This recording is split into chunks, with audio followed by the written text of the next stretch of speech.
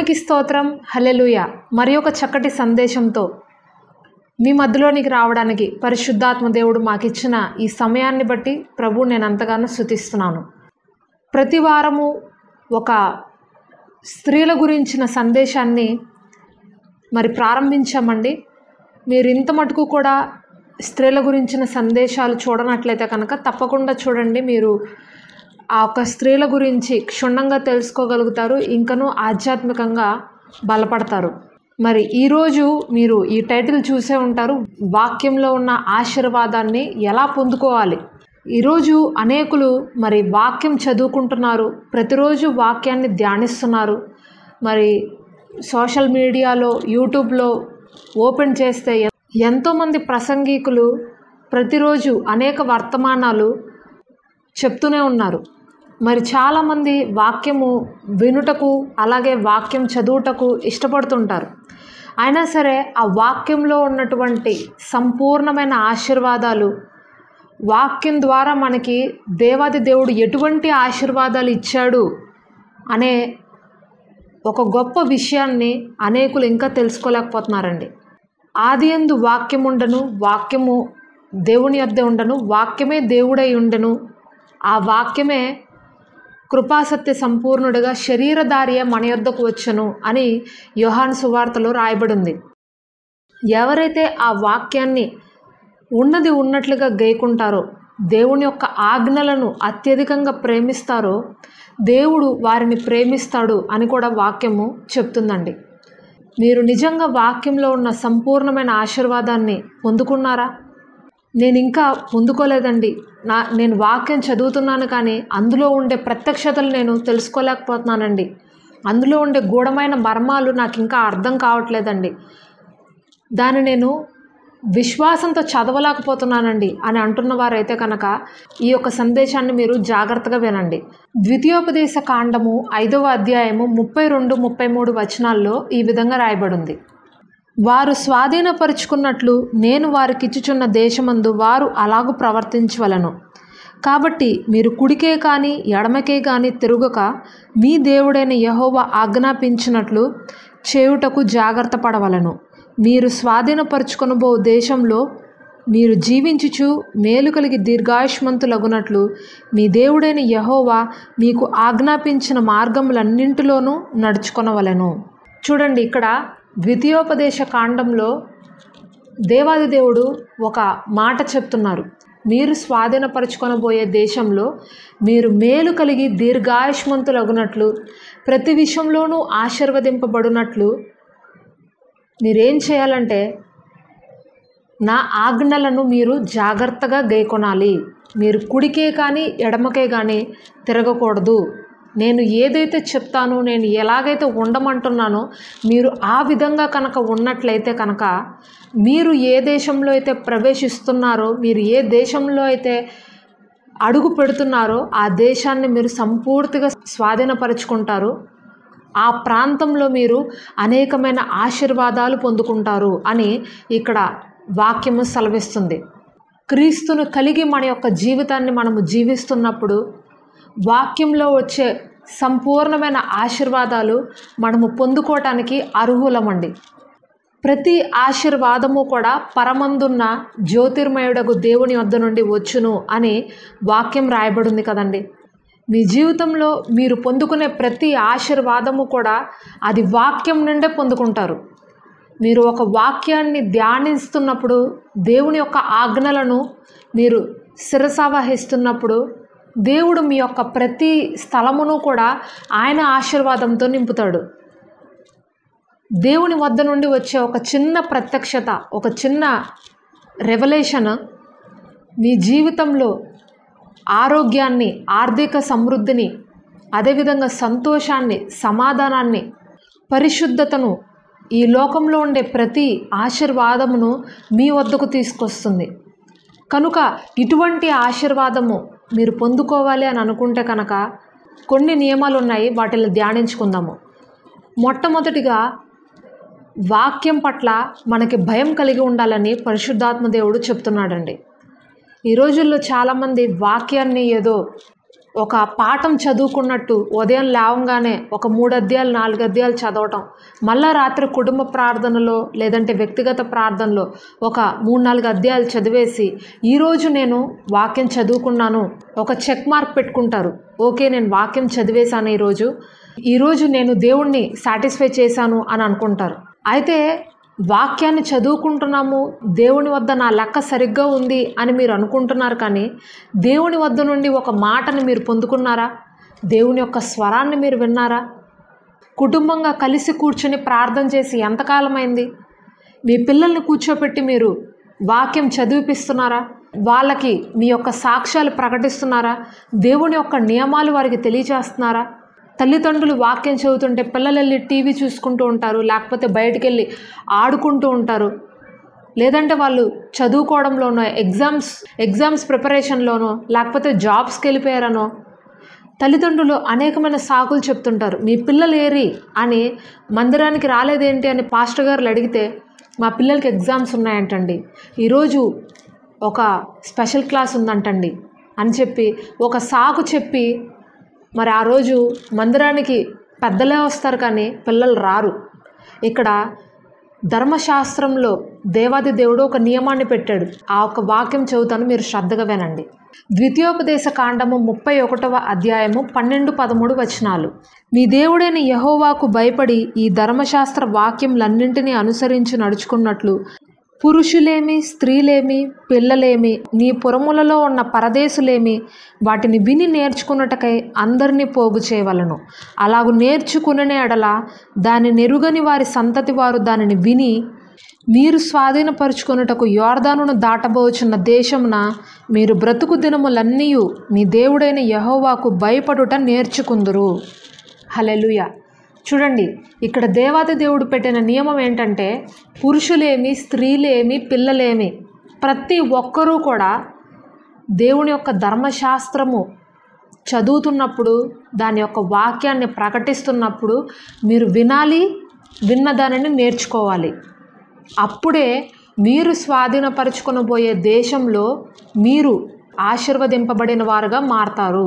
అదేవిధంగా ఇప్పటి వరకు ఎవరైతే మీ పిల్లలు దేవుని యొక్క వాక్యం వినని వారైతే కనుక వారికి వినుట వల్ల ఏమొస్తుందంటండి, యెహోవా యొక్క భయము వాళ్ళకి కలుగుతుందంట. మొట్టమొదటిగా మనము ఇక్కడ నేర్చుకోవాల్సిన సంగతి ఏంటంటే దేవుని యొక్క వాక్యాన్ని ఎవరైతే ఎక్కువగా వింటారో వారు దేవుని యందు భయభక్తులు కలిగిన జీవితాన్ని అలవరుచుకుంటారు. ఎంత ఎక్కువగా మీరు దేవుని వాక్యాన్ని వింటారో అంత ఎక్కువగా దేవుని వద్ద నుండి గొప్ప గొప్ప సంగతులు మీరు నేర్చుకుంటారు. ఎంత ఎక్కువగా మీరు దేవుని యొక్క వాక్యానికి లోబడతారో, విధేయులగుతారో అంత ఎక్కువగా ఒక పాపం చేసే ముందు కుడికి కానీ ఎడమకు కానీ మీరు తొలగకుండా ఆలోచిస్తారు. నేను చేసేది తప్ప, నేను చేసేది ఒప్ప అనేది మీకు ఎప్పుడు ఆలోచన కలుగుతుందంటే దేవుని యొక్క వాక్యాన్ని మీరు ఎక్కువగా వింటున్నప్పుడు అండి. మీ పిల్లలకి ఎలా దేవుని యొక్క భయము ఏర్పడుతుందంటే మీరు ఎప్పుడైతే మోకరించి మీ ఇంట్లో ప్రార్థన చేస్తారో, మీరు ఎప్పుడైతే ఎలుగెత్తి దేవునికి మొరపెట్టుకుంటారో, మీరు ఎప్పుడైతే మీ యొక్క సాక్ష్యములను మీరు ఎలాగ రక్షింపబడ్డారో, ఒకప్పుడు అన్యులుగా ఉన్న మీరు ఇప్పుడు ఎలాగ రక్షణలోకి వచ్చారో, ఒకప్పుడు మరణకరమైన సందర్భాల్లో నుండి దేవుడు ఏ విధంగా మిమ్మల్ని విడిపించాడో, రక్షించాడో, ఆర్థిక ఇబ్బందుల్లో నుండి మిమ్మల్ని ఎలాగ బయటికి తీసుకువచ్చాడో, ఈ విషయములన్నీ కూడా మీ పిల్లలకి మీరు ప్రతిరోజు కుటుంబ ప్రార్థనలో కూర్చోపెట్టి వాళ్ళకి చెప్తున్నప్పుడు దైవ భయం వారిలో పెరుగుతుందండి. దేవుడు ఇంత గొప్పవాడా, అయితే నాకు అనారోగ్యం వచ్చినా సరే నేను మా అమ్మ దగ్గరికి కాదు, మా నాన్న దగ్గరికి కాదు, దేవుని వద్దకు వెళ్ళాలి, దేవుని వద్దకు వెళ్తే నాకు స్వస్థత కలుగుతుంది అనే ఆలోచన ఒక పిల్లవాడిలోకి ఎప్పుడు వస్తుందంటే మీరు దేవుని యొక్క సంగతులు వారితో ప్రకటిస్తున్నప్పుడు, వాళ్ళకి నేర్పిస్తున్నప్పుడు. మా పిల్లలు వినరండి, మా పిల్లలకి ఇంట్రెస్ట్ ఉండదండి, మా పిల్లలకి అంత ఆసక్తి ఉండదండి, ఎప్పుడు టీవీ చూసుకుంటారు, లేకపోతే ఆడుకుంటారు, లేకపోతే చదువుకోవాలంటారు, లేకపోతే ఉద్యోగాలు అంటారండి అని ఒక సాకు మీరు చెప్పొద్దండి. సాకు చెప్పడం వల్ల ఉపయోగం లేదు. ముందుగా వాళ్ళు మారాలి అని అంటే కనుక మనము మారాలి. ఒక తల్లిగా, తండ్రిగా ప్రతిరోజు ఒక క్రమబద్ధమైన ప్రార్థన జీవితము మనం కలిగి ఉండాలి. వాళ్ళు రావట్లేదు అని మీరు ప్రార్థన మానేయద్దు, కానీ వాళ్ళు వచ్చే విధంగా మీరు ప్రార్థన చేయండి. వాళ్ళు ఎదురుకుండా మోకరించి ప్రార్థన చేయండి. ఇంట్లో ఒక నియమం పెట్టండి, కుటుంబ ప్రార్థన ఒక అరగంట సేపు మనము ఖచ్చితంగా చెయ్యాలి. ఈరోజు మనం ఇలా ఉన్నామంటే, 3 పూట్ల భోజనం చేస్తున్నామంటే, మంచి ఇంట్లో మనం ఉన్నామంటే అది కేవలం దేవుని కృప అని ప్రతిరోజు మీరు చెప్పి చూడండి. మీ పిల్లలు ఎందుకు మారరు? పరిశుద్ధాత్మ దేవుడు ఖచ్చితంగా వాళ్ళలో ఒక దైవ భయాన్ని పుట్టిస్తాడు. కనుక ఏ కుటుంబం అయితే అనుదినము కూడా ప్రార్థన చేస్తారో, 2 చేతులు పైకెత్తి ఆకాశం వైపు, తండ్రి అయిన దేవుని వైపు వారి చేతులెత్తి మొరపెట్టుకుంటారో ఆ కుటుంబము ఒక చిన్న పరలోకం వల్లే ఉంటుందండి. ఆ కుటుంబము చుట్టూ కూడా దేవుని కంచె ఉంటుంది. ఏ కీడు, ఏ నష్టము, ఏ ఒక్క అపాయము, ఏ తెగులు మీ గుడారానికి సమీపించదు. హల్లెలూయా. కనుక ఒక వాక్య భయము మీ ఇంట్లో ముందుగా ఏర్పడాలంటే కుటుంబ ప్రార్థన మీరు చేయండి. స్త్రీలేమి, పురుషులేమి, పిల్లలేమి, ప్రతి ఒక్కరూ, వృద్ధులేమి, మీరు వచ్చి ప్రార్థనలో కూర్చున్నప్పుడు, వాక్యాన్ని వింటున్నప్పుడు, దానిని నేర్చుకుంటున్నప్పుడు ఆటోమేటిక్గా మీ ఇంట్లో ఆశీర్వాదం అనేది ప్రారంభమవుతుందండి. దేవుడు ఎప్పుడు మనల్ని ఆశీర్వదించాలి అని కోరుకుంటాడు తెలుసా? మొట్టమొదటిగా మనల్లో చూసే విషయం ఏంటంటే, మనము విధేయులము అవుతున్నామా లేదా, మనలో విధేయత ఉందా లేదా అనేది దేవాది దేవుడు చూస్తాడండి. ఒక వ్యక్తి ఆశీర్వాదం పొందాలి అని అంటే కనుక మొట్టమొదటి మెట్టు అతడు దేవునికి విధేయుడుగా ఉండాలి. తనను తాను తగ్గించుకోవాలి, వాక్యాన్ని ఎక్కువగా ప్రేమించాలి. అప్పుడే దేవుడు అతన్ని ఆశీర్వదించుటకు ఇష్టపడతాడు.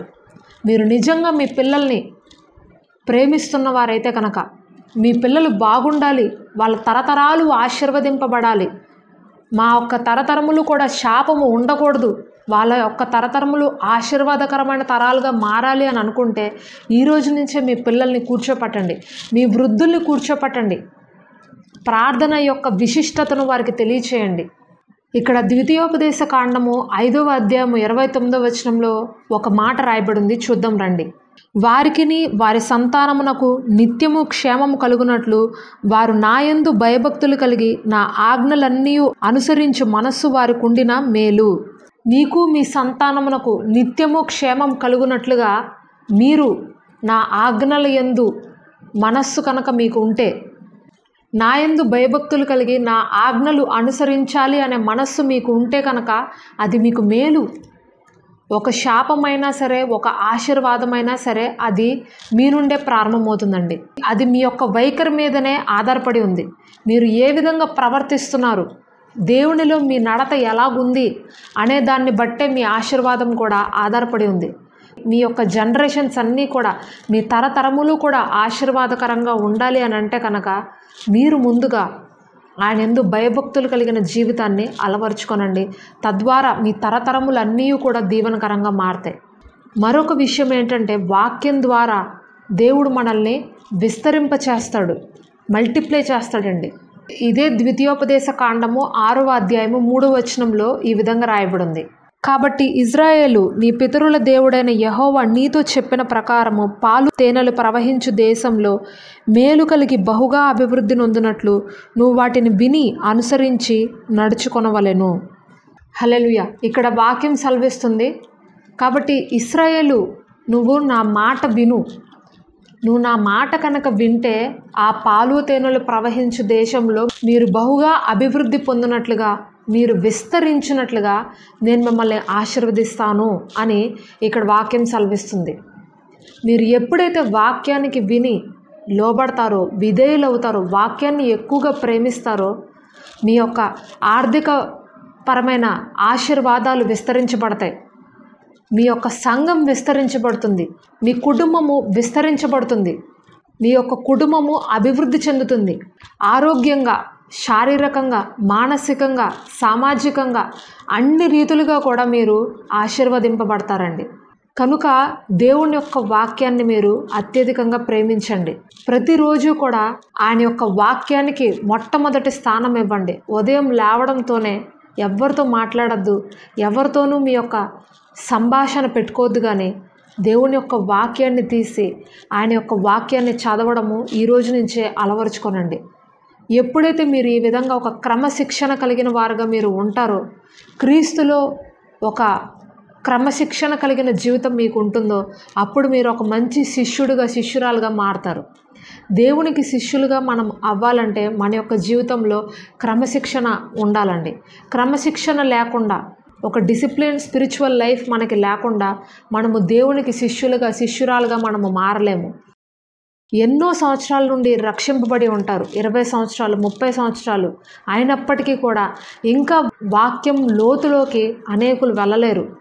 ఎందుకంటే కేవలం వాక్యాన్ని పైపైన చదివేవారుగా మాత్రమే ఉండిపోతున్నారు. కానీ దానిని ధ్యానించి, ప్రభువా ఈరోజు ఈ వాక్యం ద్వారా నువ్వు నాకు దీని అర్థం చెప్పు, దీన్ని నేను ధ్యానిస్తున్నాను, దీనిలో ఉండే మర్మాలు నాకు ప్రకటించు, ఒక ప్రత్యక్షత నాకు తెలియచేయి అని అడగరండి చాలామంది. అందును బట్టే ఇంకా మీరు పాలు తాగేవారుగానే ఉన్నారు, కానీ బలమైన ఆహారం మీరు ఇంకా భుజించలేకపోతున్నారు అని పరిశుద్ధుడైనటువంటి పౌలు ప్రకటించాడు. మీరు బలమైన ఆహారం ఎప్పుడు భుజిస్తారంటే వాక్యాన్ని మీరు ఎక్కువగా ప్రేమించినప్పుడు మాత్రమే. ఈ వాక్యము జుంటెతేన దారాల కన్నా కూడా ఎంతో మధురమైనది అని కీర్తనల గ్రంథంలో రాయబడింది. ఆయన వాక్యము ఎంతో నీతి గలది, ఆయన వాక్యము ఎంతో న్యాయమైనది, ఆయన వాక్యంలోనే దాగి ఉంది గొప్ప స్వస్థత. ఆయన వాక్యం మీరు మీ నోటితో ఒప్పుకుంటున్నప్పుడే మీ నాడీ వ్యవస్థ స్వస్థపరచబడుతుంది. మీ యొక్క రక్త నాళాలన్నీ కూడా చక్కగా బ్లడ్ సర్క్యులేషన్ జరుగుతుంది. మీ యొక్క బ్రెయిన్ బాగుంటుంది, మీ నడతలన్నీ బాగుంటాయి, మీ యొక్క ఆలోచన ఒక్కటి కూడా తప్పిపోదు. మీరు చేసే ప్రతి నిర్ణయము కూడా పరిశుద్ధాత్మ దేవునికి లోబడి మాత్రమే తీసుకుంటారు. ప్రతిదీ కూడా దైవ చిత్తానుసారంగా లోబడి మాత్రమే మీరు అడుగులు వేస్తారు. దేవుని యొక్క వాక్యానికి మీరు మీరి ఒక్క అడుగు కూడా బయటికి వెళ్ళరు. ఎప్పుడంటే ఆయన వాక్యాన్ని ఎవరైతే ఎల్లప్పుడూ ప్రేమిస్తారో, కనుక దేవుని యొక్క వాక్య ప్రేమికులుగా మీరు ఉండాలని ఈరోజు పరిశుద్ధాత్మ దేవుడు కోరుకుంటున్నారు. ఈరోజు ఉన్నటువంటి ఈ బిజీ ప్రపంచంలో ఎవరికి కూడా వాక్యాన్ని చదివే సమయం ఉండట్లేదండి. అపవాది యొక్క ముఖ్యమైన గురి ఏంటంటే ప్రతి ఒక్కరి జీవితంలో సమయాన్ని దొంగలించడమే. వాడి యొక్క ముఖ్యమైన ఆయుధము మన సమయాన్ని దొంగలించడమే. వాక్యం చదువుకోవడానికి సమయం ఇవ్వడు, ప్రార్థన చేసుకోవడానికి సమయం ఇవ్వడు, వాక్యం వినటానికి కూడా సమయం ఇవ్వడు. అన్ని పనులు మన చుట్టూ ఆవరించి ఉంటాయి. అయితే ఎవరైతే వాక్యాన్ని ప్రేమిస్తారో, ప్రభువా నేను ఈరోజు ఖచ్చితంగా వాక్యం చదువుకుంటాను, ఈరోజు ఖచ్చితంగా నేను ఈ వాక్యం వింటానని ఎవరైతే తీర్మానం చేసుకుంటారో వారి జీవితాల్లో మరి ఒక క్రమశిక్షణ కలిగి ఉంటారు. ప్రతిరోజు ఒక సమయానికి ప్రార్థన చేసుకునే అలవాటును మీరు చేసుకోండి. ఈరోజు నుంచే ఆయన వాక్యాన్ని ప్రేమించండి. అప్పుడు ప్రతి విషయంలోనూ ప్రతి స్థలంలోనూ మీరు ఆశీర్వదింపబడిన వారుగా మార్చబడతారు. కేవలం ఈ భూలోకపరమైన ఆశీర్వాదాలు మాత్రమే కాదండి, పర సంబంధమైన ఆశీర్వాదాలు కూడా దేవుడు మీకు అనుగ్రహిస్తారు. కనుక మరి అట్టి ఆశీర్వాదాలు మీరు పొందుకోవాలి అని అనుకుంటే ఈరోజు నుంచే వాక్యాన్ని ప్రేమించండి. దేవుని యొక్క ప్రేమికులుగా మారండి. డబ్బుని ప్రేమించేవారుగా కాదు, కానీ ఇవన్నీ అశాశ్వతము. శాశ్వతమైనది, నిత్యమైనది, వాడబారనది, అక్షయమైనటువంటి క్రీస్తుని ప్రేమించండి. ఆయన వాక్యాన్ని హత్తుకొనండి. ప్రతి స్థలంలోనూ మీరు ఆశీర్వదించబడతారు. కొరత అనేది మీ జీవితంలో ఉండదు. ఈ సమయంలో మనందరం కలిసి ప్రార్థన చేసుకుందాం రండి. ప్రార్థన. పరిశుద్ధాత్మ దేవ తండ్రి, నీకు వందనాలు, స్తోత్రాలు. అవును తండ్రి, మరి నీ వాక్యాన్ని ప్రేమించే బిడ్డలుగా ఇక్కడ ఉన్న ప్రతి ఒక్కరిని చేయండి ప్రభా. ఎంతోమంది దేవా మరి వాక్యం చదివే విషయంలో తప్పిపోతున్నారు తండ్రి. ఈరోజు మాకు నీ వాక్యంలో ఉండే ఆ ఒక శక్తిని, దైవ భయము గురించి మాకు నేర్పించినందుకు వందనాలు. మా తరతరములను ఆశీర్వదించండి. మా తర్వాత వచ్చు తరములన్నీ కూడా దీవెనకరంగా మీరే మార్చండి ప్రభా. తండ్రి మరి మా జీవితంలో కొరత లేమి అనేది ఉండనియొద్దు ప్రభా. ప్రతి విషయమందు మేము ఆశీర్వదించబడిన వారుగా ఉండునుగాక నజరేయుడైన యేసుక్రీస్తు నామంలో. దేవా మరి ఈ లోకపరమైన ఆశీర్వాదాలు మాత్రమే కాదు తండ్రి, పరమందున్న ప్రతి ఆశీర్వాదము మేము పొందుకోవాలి ప్రభా. ఆశీర్వదింపబడిన జనాంగంగా మేము మార్చబడును గాక నజరేయుడైన యేసుక్రీస్తు నామంలో. తండ్రి మరి నీ వాక్యాన్ని హత్తుకునే కృపని మా అందరికీ దయచేస్తున్నందుకు వందనాలు. ఇక్కడున్న ప్రతి ఒక్కరిని పేరు పేరున ఆశీర్వదించు, దీవించు. నీ ఆత్మతో ప్రతి ఒక్కరిని అభిషేకించి నీ వాక్య ప్రేమికులుగా ఇక్కడ ఉన్న ప్రతి ఒక్కరిని మార్చమని వేడుకుంటూ ప్రార్థన నజరేయుడైన యేసుక్రీస్తు పరిశుద్ధ నామం పేరట అడిగి వేడుకొనుచున్నాం పరమ తండ్రి, ఆమేన్. మరి ఈ ఛానల్ మీరు ఇప్పటివరకు సబ్స్క్రైబ్ చేసుకున్నట్లయితే కనుక తప్పకుండా ఈ యొక్క యూట్యూబ్ ఛానల్ మీరు సబ్స్క్రైబ్ చేసుకోండి. మరి కొత్త సందేశాలు వచ్చినప్పుడల్లా మీకు నోటిఫికేషన్స్ వస్తాయి. మరి మీకు అది ఆధ్యాత్మికంగా ఉపయోగకరంగా ఉంటుందని నేను ఆశిస్తున్నాను. ప్రభు చిత్తమైతే మరి ఒక నూతనమైన సందేశంతో మీ ముందుంటాం. దేవుని ప్రేమ, ఆయన కాపుదల మీకు మీ కుటుంబాలకు సదాకాలం తోడే ఉండి నడిపించును గాక. ఆమేన్. యేసయ్యా యేసయ్యా యేసయ్యా నా యేసయ్యా యేసయ్యా యేసయ్యా యేసయ్యా